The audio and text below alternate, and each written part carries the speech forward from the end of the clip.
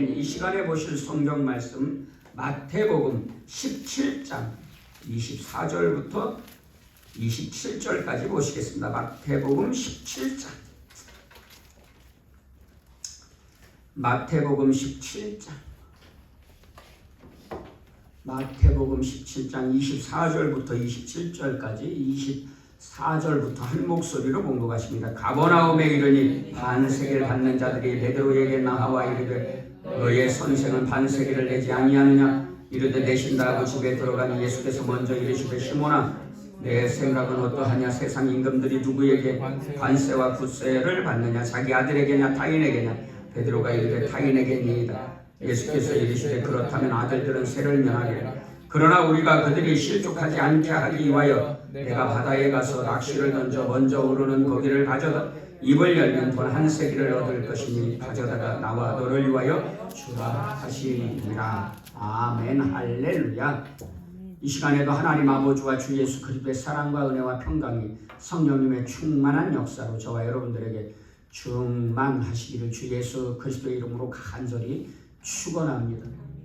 여러분, 세상에 공의와 정의가 없으면요 지옥이 되는 겁니다. 지옥이 돼요. 그러니까 공의가 정의가 바로 세워져야 합니다. 그래서 여러분 혹시라도 나중에 이제 앞으로도 계속해서 그런 일이 있을 건데 국회의원들 선출하고 또 대통령을 선출하고 또 지방의원들 뭐 이런 사람들 선출할 때에 예수님을 믿는 사람들 잘 분별하고 명백하게 범죄자로 등록된 사람들 뽑지 않을 수 있기를 예수님의 이름으로 부탁하고 권면합니다. 여러분, 우리가 다 뽑은 사람들이잖아요. 국회의원들, 대통령 다 우리가 뽑았잖아요. 그러니까 뭐 대통령 욕하고 누구 욕하고 그게 무슨 소용입니까? 우리들이 뽑아놓고 우리가 뭐 아무리 잘 뽑는다고 해도 뭐 제대로 우리는 볼 수도 없고 뽑을 수도 없잖아요. 10길 물속은 알아도 한 길 사람 속은 모른다고 뭐 범죄자라고 이렇게 증명되지 않아도 그 사람이 어떤 사람인지 뭐 어떻게 할 수 있습니까? 그래서 여러분들 할 기도하면서 좀 바른 사람을 뽑을 수 있는 그리스도인들 되시기를 진심으로 부탁드립니다. 지력, 학연, 혈연에 얽매이지 말고 정말 좀 제대로 된 사람 뽑아야 하지 않겠습니까? 그리고 그것이요 너무나 중요합니다. 왜냐면요 공의와 정의가 바로 세워지지 않으면요 지옥이 되니까요. 그런 세상은요 살만나는 세상이 안 되잖아요. 그래서 공의와 정의와 사랑이 실현되는 세상이 그런 세상이 천국에 가깝고 살만나는 세상이지 않겠습니까? 그래서 우리가 위해서 늘 기도해 줄 수 있기를 부탁드립니다. 그냥 악한 자들이 이렇게 막 재판받고 심판받을 때 우리가 생각하는 기준에 못 미치게 이렇게 받을 때면 답답해지잖아요. 그런데 그러다가 냉소주의가 되고 그러다가 무관심하게 되고 에이 뭐 될 대로 되라 이렇게 돼버리고 나도 너도 다 같이 그렇게 되면 이건 뭐 그런 세상은요 끝나는 거잖아요.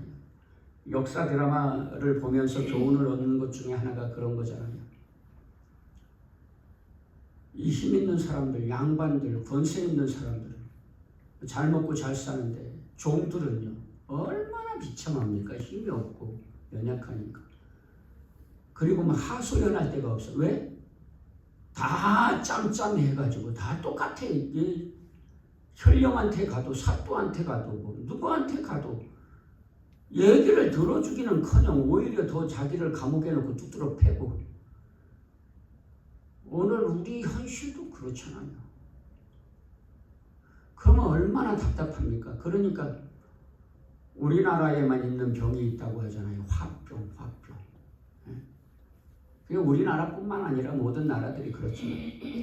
그런데 그런 걸 보면서도 막 화병 걸렸다고 그러면서도 자기는 똑같이 예수님을 믿는 사람이 그렇게 공의와 정의를 행하지 않고 그냥 공의와 정의를 행하든가 말든가 내 보기에 좋으면 학연, 지연, 혈연 따져가지고 막 투표하고 이러면 곤란하지 않겠어요? 오늘 본문에는요, 세금 문제로 막 논쟁을 벌입니다. 어떤 사람들이만 반세계를 받는 자들이, 세금을 받는 자들이 이제 성전세 반세계를 베드로에게 나와서 너희 선생은 세를 내지 않냐? 그러니까 예수님께서 이렇게 말씀하세요. 여러분, 이 오늘 본문의 본질은 뭡니까? 세금 가지고 논란을 삼자고 하는 게 아닙니다. 사실은요. 이 세금 문제가 아니에요. 본질의 문제인 것이. 사람들이 목사님들 세금 안 낸다고 난리 법석을 피우고 심지어 교회 안에서 성도들이 세금 안 낸다고 하도 난리 법석을 피워가지고 지금은 목사님들도 다 세금 내게 됐어요. 그래가지고 세금을 내는데 사실은요, 세무 공무원들도 일거리만 많아지고 피곤하고 복잡할 거예요. 왜냐면요, 큰 교회들 세금을 제대로 거둘 수 있습니까? 아니요, 그럴 수 없어요. 왜요? 교회 헌금을 세상이 타치할 수 없어요. 그러니까 헌금이 얼마나 거치는지, 사례비가 얼마나 되는지 알 수 없어요. 양심껏 내는 거지. 작은 교회들은요, 아예 세상이 더 도와줘야 돼. 없어가지고요. 작은 교회들. 그런데 여러분, 자립한 교회들, 세금을 낼 수 있는 교회들이요, 몇 퍼센트가 되냐면 고작 20%나 30% 밖에 안 된답니다. 그러니까요, 70%, 80%는 다 자립을 못한 교회들, 오히려 세금으로 도움받아야 할 교회들이에요. 그런데 웃기는 게 뭔지 아세요? 교회 목사님들은 생활보호 대상자도 잘 안 돼. 일반 사람들은 어려우면요, 생활보호 대상자가 되잖아요. 저는 굳이 생활보호 대상자를 신청할 그럴 마음도 없지만, 없으면 없는 대로 하나님이 주시는 대로 살고 있고 살아갈 것이지만, 그래도 목사님들 생활보호 대상자 이렇게 되면 좋잖아요. 그런데 목사님들이 제가 알고 있기로 목사님들이 생활보호 대상자 된 목사님들이 별로 많지 않더라고요. 그렇게 그다지. 근데 세금을 내도요, 낼 돈도 없고 더 보호를 받아야 되는데 보호도 못 받아요, 사실. 그러니까 세무공무원들 괜히 세금 내지도 못하는 사람들 때문에 더 일거리만 많아지고 그래요. 그런데 사실은 오늘 본문의 이야기는 세금 논쟁이 아니에요. 세금의 문제가 아니에요. 예수님께서 뭐라고 하세요? 너희 선생은 반세를 내지 않느냐? 그러니까 예수님께서 제자에게 베드로에게 이렇게 물어봐요. 이르되 내신다. 그러니까 베드로에게 물으니까 너희 선생은 반세를 안 내냐? 그러니까 베드로가 낸다. 그러면서 집에 들어갔어요. 그랬더니 예수님께서 그걸 먼저 아시고 베드로에게 말합니다. 내 생각은 어떠하냐? 세상 임금들이 누구에게 관세와 국세를 받느냐? 자기 아들에게냐? 타인에게냐? 이렇게 질문합니다. 베드로에게. 그러니까 베드로가 낸다. 그러니까 베드로에게 예수님께서 이렇게 물어보시는 거예요. 너는 내가 누구라고 생각하니? 이런 말씀입니다. 여러분, 예수님이 누구십니까? 하나님의 아들이시고 우주 만물의 창조주세요.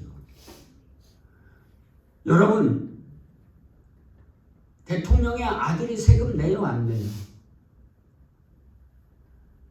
요즘에는 대통령의 아들도 직장 생활하면 세금 내겠지만 옛날에 왕정 시대에 군주 제도가 있을 때에는요, 왕의 아들은 세금 내요, 안 내요? 세금 안 내죠. 당연히 안 내죠. 왕의 아들이 세금을 내요? 그러면요, 세금 내는 자가 아니라 어떤 자예요? 왕과 왕의 아들은 세금을 받는 자지 내는 자가 아니에요. 그러니까 이 말씀은 무슨 말씀입니까? 예수님은 세금을 내는 분이 아니란 말이에요. 세금을 받는 분이죠, 오히려. 사실은 따지고 보면. 왜냐하면 예수님이 누구세요? 이렇게 말씀하시는 거예요. 야, 세상에 임금들이 있어, 또 그 아들들이 있어, 그런데 그 아들들이 세금을 내냐 안 내냐? 그러니까 안 냅니다 그래요. 그러니까 그 말은 무슨 말이냐면 예수님한테 제자 세금을 받는 자들이 거두는 자들이 베드로에게 물은 거잖아요. 너의 선생은 세금 안 내냐? 그러니까 베드로가 낸다. 그러니까 이 말씀은 무슨 말이냐면 예수님이 하나님의 아들이 무슨 세금을 내냐? 내가 하나님의 아들이다. 너는 나를 누구라고 생각하니? 여러분 예수님이 누구시라고 생각합니다. 예수님이 세금 내야 돼요? 내지 않아도 돼요? 내지 않아도 된단 말이에요. 예수님이 무슨 세금을 내실 필요가 있어요? 예수님이 창조주이시고 우주 만물의 주인이신데 주인이 뭔 세금을 냅니까? 세금을 받으면 받았지 세금을 낼 이유가 전혀 없는 것이죠. 그런데 예수님께서 이렇게 말씀합니다. 26절에 베드로가 이르되 타인에게니이다. 예수께서 이르시되 그렇다면 아들들은 세를 면하래. 그러니까 왕의 아들들은 세금을 안 낸다. 그러면서 27절에 이렇게 말씀하십니다. 그러나 우리가 그들이 실족하지 않게 하기 위하여 내가 바다에 가서 낚시를 던져 먼저 오르는 고기를 가져 입을 열면 돈 한 세겔을 얻을 것이니 가져다가 나와 너를 위하여 주라 하시니라. 예수님께서 세상 임금들의 아들들도 세금 안 내는데 나는 우주 만물의 창조주신 하나님의 아들이고 창조주인데 내가 세금 낼 필요가 있니? 이런 말씀이잖아요. 그러나 예수님께서 이렇게 말씀하세요. 그러나 그들이 실족하지 않게 하기 위해서 시험에 들어서 믿음에서 탈락하지 않도록 넘어지지 않도록 하기 위해서 세금을 내는데 뭐라고 하시냐면 베드로 네가 좀 대신 내라. 아니면 제자들에게 너희들이 좀 내거라. 이렇게 말씀하지 않으세요. 바다에 가서 낚시를 던지면 물고기 한 마리를 잡을 텐데 거기 입을 열면 돈 한 세겔이 있을 거야. 그러면 내 거와 네 거 해서 반 세겔 한 세겔을 세금을 내라. 이렇게 말씀합니다. 가져다가 나와 너를 위하여 주라. 이렇게 말씀하세요. 여러분 바다에 가서 낚시를 던져서 물고기를 잡으라는 거예요. 그러면 그 물고기 입에 한 세겔이 있을 거라는 거예요. 이 말씀을 통해서 예수님이 우주 만물의 주권자인 것을 우주 만물의 그런 생명의 주인인 것을 말씀해 주시는 거예요. 물고기 우리가 뭐 바다에 갔는데 물을 던졌는데 우연히 물고기의 입에 물고기를 한 마리를 낚시를 던지자마자 잡았어. 그런데 그 물고기 입에 동전이 있을 확률이 몇 %나 되겠어요? 이건 불가능한 일이잖아요. 이건 기적이잖아요. 누군데 이런 일을 하실 수 있어요? 예수님께서 바다 위를 걸으실 때에도 저가 누구냐 그랬잖아요. 또 풍랑을 잠잠하게 하실 때에도 저가 누구이기에 그러면서요 자연 만물을 우주 만물을 주장하시는 것을 주권자이신 것을 우리에게 보여주시잖아요. 주님이 하나님의 아들이시고 주인이신 것을 보여주시잖아요. 우주 만물의 주인이신 것을 자연 만물을 다스리시면서 풍랑도 잠잠하게 하시고 자연을 추월해서 바다 위도 걸으시고 그러시면서 또 물고기를 막 153마리나 잡으시는 역사를 통해서 오늘 본문에는요 낚시를 던졌는데 물고기 한 마리를 잡아 건져서 그 입에 한 세겔이 있었어요. 이것은 단순히 뭐 낚시에서 물고기를 잡은 차원을 넘어서 예수님께서 우주 만물의 주인 되신 것을 보여주시는 사건인 줄로 믿습니다. 그래서요 물고기조차도 예수님을 공경하잖아요. 예수님의 성전세를 위해서 물고기가 돈 한 세. 여러분 어떤 물고기가 막 바다에서 헤엄치고 있는데 동전을 입에 물고 있을 일이 있어요. 그런데 어떤 사람이 어떻게 하다 동전 한 세겔을 떨어뜨렸어. 그런데 해필 지나가던 물고기가 그것을 입에 딱 물었어. 그런데 해필 낚시를 던졌던 그 물고기가 잡혔어. 이런 확률이 있을 수 있겠느냐고요. 이런 확률이 있을 수 없잖아요. 이건 주님의 초자연적인 섭리인 것이죠. 주인의 주권인 것이죠. 아멘. 그래서 예수님께서 하나님의 아들이시고 주인이시고 주권자이신 것을 보여주는 거예요. 그런데 사람들은 그걸 모르는 거죠. 인식하지 못하는 거죠. 그래서 예수님께서는 세금 내실 필요가 없으시지만 혹시 실족할까봐 이렇게 그러면서도 예수님이 내가 누구인 것을 보여주시는 거잖아요. 사람들에게 깨달으라. 그런데 깨닫지 못하지만 제자들도 나중에서야 성령 강림 사건 이후에나 깨닫게 되었지만 나중에서야 여러분 오늘 저와 여러분들도 성령님께서 깨닫게 해주셔서 깨닫게 된 줄로 믿습니다. 그냥 이게 우연히 깨달아지는 게 아니에요.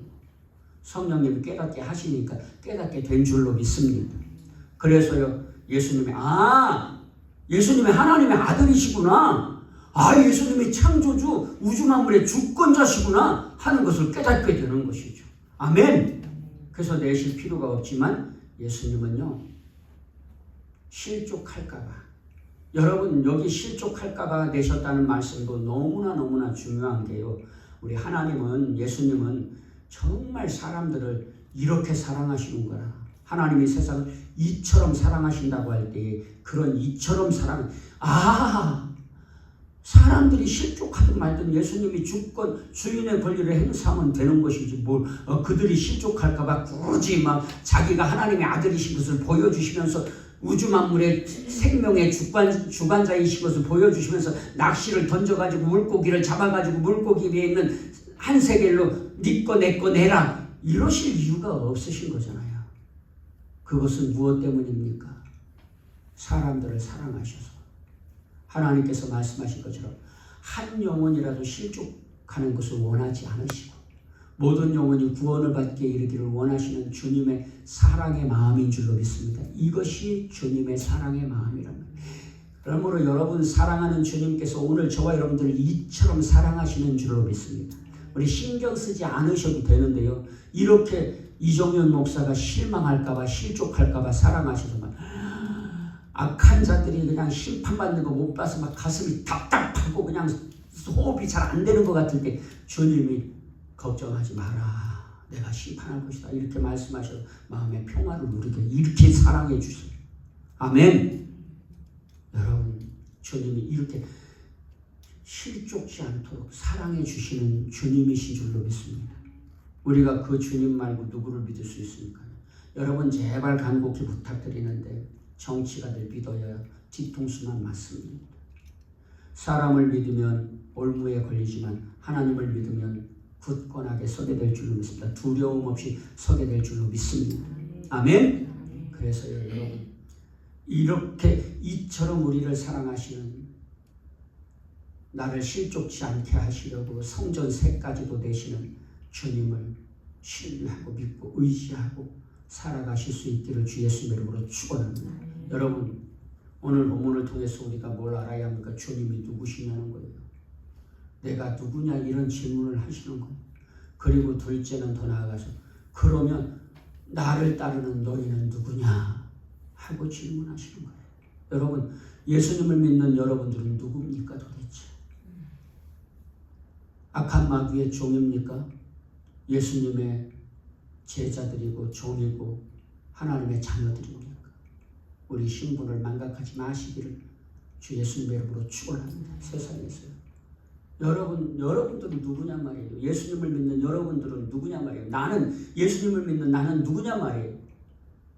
우리가 세상에서 세금을요 의무적으로 내는 것이 아니에요.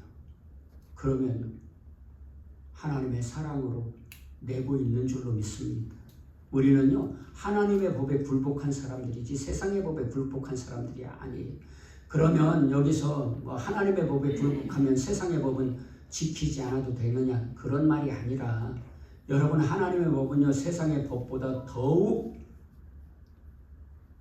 사랑이 풍성하고 더욱 뭐라고 해야 할까요? 엄격한 법이에요. 그래서 하나님의 법에 굴복하니까 세상의 법도 어긋나지 않는 것은 지키는 거예요. 어긋나는 것은요 동성애 같은 것들은 법으로 만들어줘도 지켜서는 안 되는 거예요. 왜냐하면 우리는 하나님의 법에 굴복한 자들이 있는 거예요.